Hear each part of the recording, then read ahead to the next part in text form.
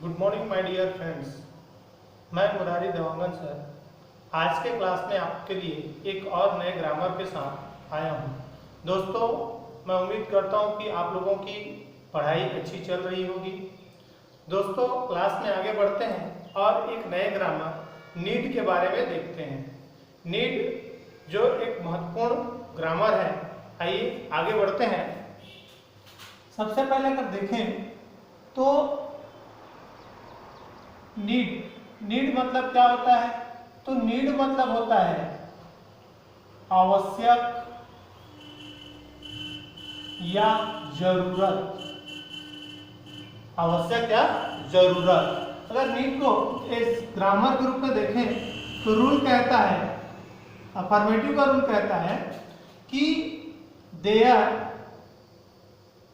Is need plus to plus verb का first form plus noun या pronoun. ये आपका क्या है? नीड से संबंधित रूल है। There is need plus to plus verb का first form plus noun pronoun. इसमें आप किस प्रकार की क्वेश्चन देखते हैं तो इसमें हम लोग देखेंगे जैसे कि आपको सलाह की आवश्यकता है या जरूरत है, या फिर हमको खेत में खाद डालने की आवश्यकता है या जरूरत है, या कोई मामला फंसा हुआ है तो हमको क्या है उस पर छानबीन करने की आवश्यकता है या जरूरत है। ये सामान्य सी बातें हैं जो हमारी दिनचर्या में आते रहती हैं। और आगे हम देखते हैं एग्जाम्पल, जैसे कि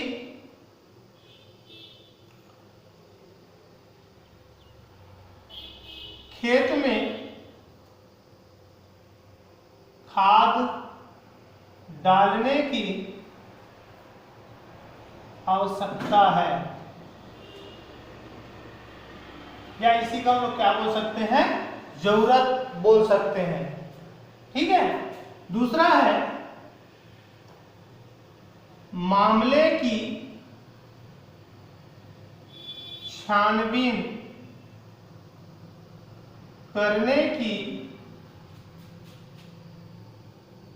आवश्यकता है या जरूरत है। ठीक है। तीसरा क्वेश्चन देखें तो कठिन परिश्रम करने की आवश्यकता है। चौथा है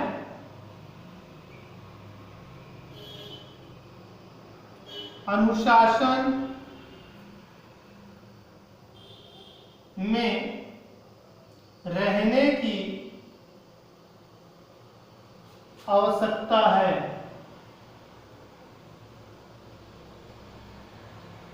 तो ये महत्वपूर्ण 4 एग्जाम्पल है। इससे आपको समझ में आ रहा होगा कि किसी भी प्रकार की आवश्यकता हो या जरूरत हो उसके लिए हम लोग क्या लगाते हैं? नीड का प्रयोग करते हैं। और नीड अभी वर्तमान में हम किस रूप में देख रहे हैं नीड को? तो हम देख रहे हैं इसको ग्रामर के रूप में। अब यहाँ पे डालने के लिए क्या लगाएंगे? तो यहाँ पे हम लोग डालने के लिए यूज करते हैं स्प्रे। यहाँ पर आप छानबीन करने की बात है तो यहाँ पे इन्वेस्टिगेट, और यहाँ पर परिश्रम की बात है तो यहाँ पे हम लिख सकते हैं वर्क हार्ड, और यहाँ पे रहने की बात है मतलब होना, मतलब बी या फिर रिमाइंड।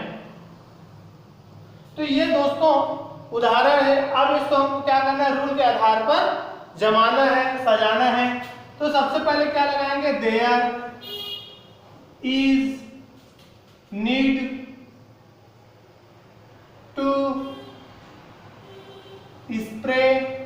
अब यहाँ पे खाद को क्या बोलेंगे? तो हम लोग बोलते हैं उसको मेन्यूर। मेन्यूर मतलब होता है आपका खाद। मामले की छानबीन करने की आवश्यकता है या जरूरत है, तो there is need to investigate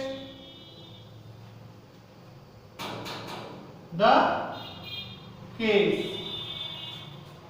next है there is need to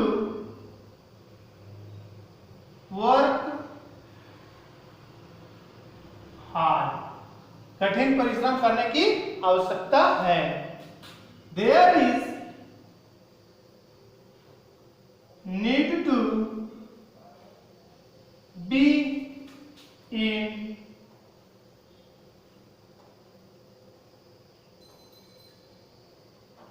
discipline. तो दोस्तों ये प्रमुख रूप से 4 उदाहरण हैं।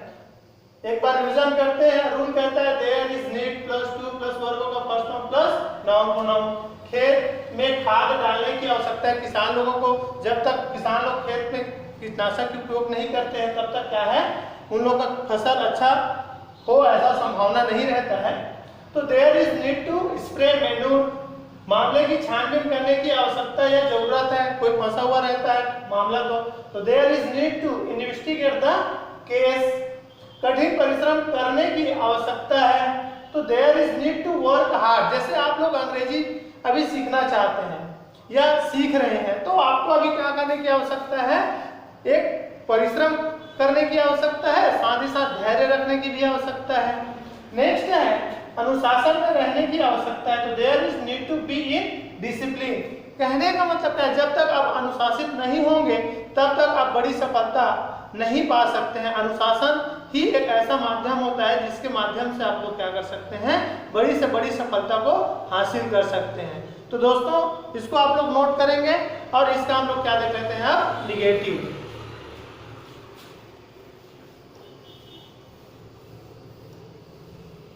निगेटिव में क्या करना है हमको, तो कुछ नहीं करना है। निगेटिव में एक छोटा सा फेरबदल करना है, देयर इज और यहाँ पे लगा देना है नो।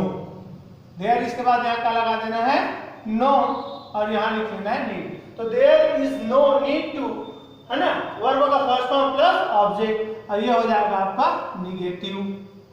अब यहाँ पे ऐसी कुछ चीजें होती है जिनकी हमको आवश्यकता नहीं होती है, ठीक है, हमारे आदतन में हो या फिर हमारी बाहरी चीजें हो या अंदरूनी चीजें हो, ऐसी कुछ चीजें होती है जिसका हमारे जीवन से या फिर हमारे क्रियाकलापों से कोई लेन देन नहीं होता है। आइए कुछ 2-3 एग्जांपल देखते हैं। जैसे कि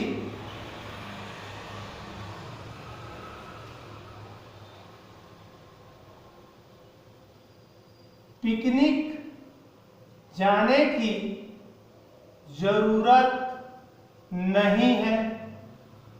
जैसे कि अभी वर्तमान परिस्थिति को आप देख रहे हैं कोविड-19 के अकॉर्डिंग, तो हमें घर से निकलना नहीं चाहिए क्योंकि ये हम खतरों से भरा हुआ है। अभी की परिस्थिति पूरा ही खतरनाक है, इसलिए हमको क्या करना है, घर पर ही रहना है। यहाँ पे पिकनिक तो मना ही नहीं सकते। सेकेंडरी चीज, बच्चों को डांटने की आवश्यकता या जरूरत नहीं है। और तीसरा क्वेश्चन है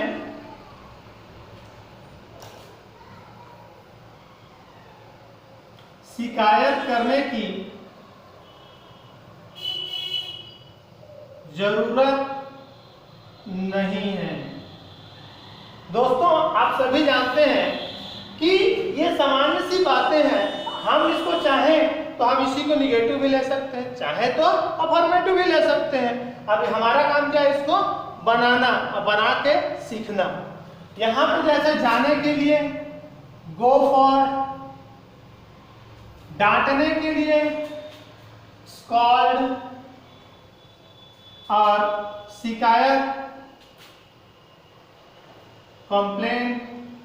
अब इसको क्या करेंगे, नियम के आधार पर, रूल के आधार पर क्या करेंगे, सजाएंगे। तो क्या हो जाएगा ये, there is no need to go for picnic.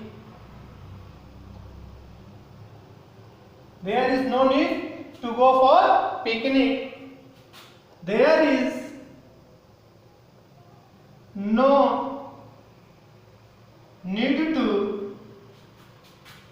scold the children.